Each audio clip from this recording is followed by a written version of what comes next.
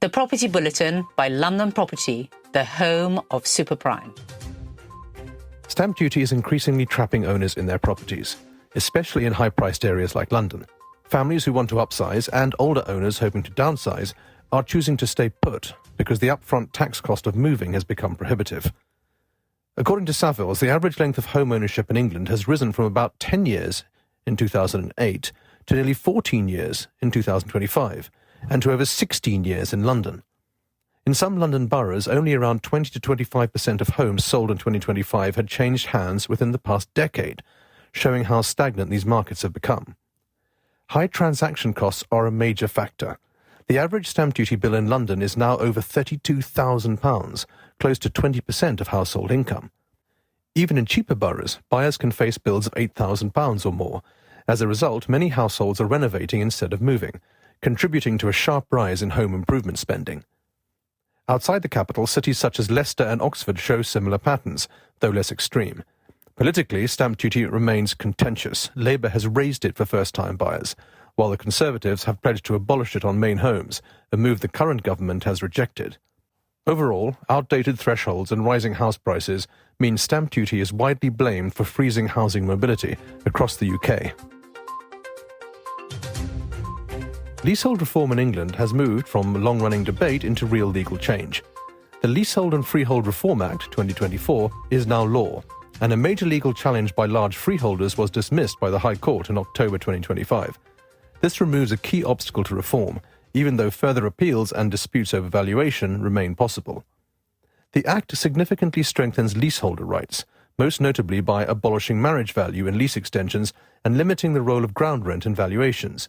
These changes undermine core income streams that historically made leaseholds profitable for freeholders.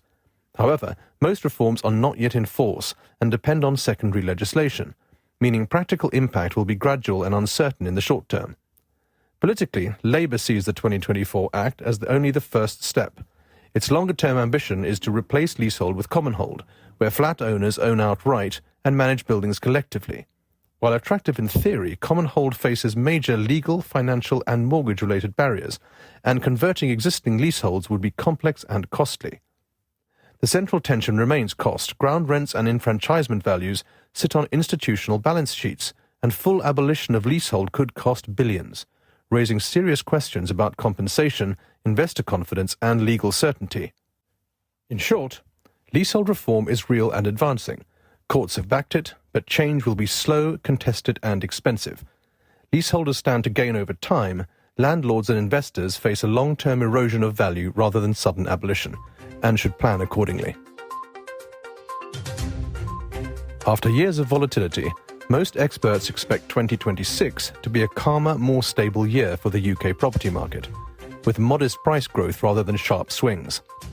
UK-wide prices are forecast to rise by around 1 to 3%, with consensus clustering near plus 2%.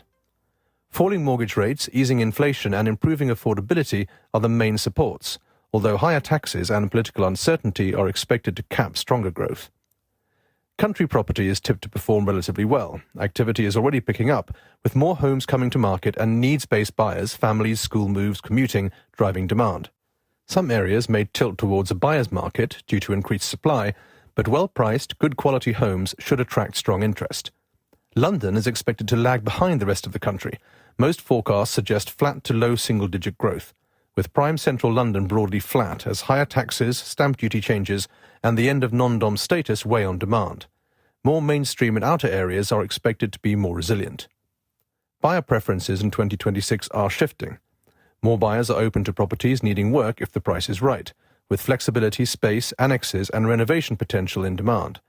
Energy efficiency is becoming increasingly important, with strong EPC ratings, insulation and modern heating systems seen as key selling points. Overall, experts see 2026 as a year of steady recovery rather than boom, with confidence slowly returning and the market feeling more normal again. England has seen a sharp rebound in housing planning applications in 2025, signalling renewed developer confidence after a subdued period.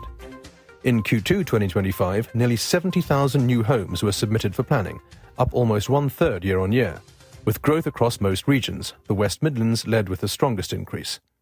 Q3 2025 saw activity accelerate further, with applications 68% higher than Q3 2024, making it the busiest quarter since 2021. Overall, proposed homes this year are already 50% higher than at the same point in 2024. Housing mix. Market housing drove growth, but affordable housing also rose to its highest level since 2020, showing broad-based demand. Drivers: greater policy stability, refreshed local plans, and government housing targets are encouraging submissions, particularly for larger and brownfield schemes. Beyond developers, homeowner-led projects, extensions, refurbishments, and property finance inquiries have more than doubled, reflecting investment in existing homes. Outlook. While the planning pipeline is strong, challenges remain around planning capacity, infrastructure, costs, and converting approvals into completed homes over the next 18 to 24 months. Overall, England is experiencing its most active planning environment in years, with confidence improving but delivery still under pressure. Subscribe to our newsletter to receive our weekly bulletins and stay ahead of what's shaping the super prime property market.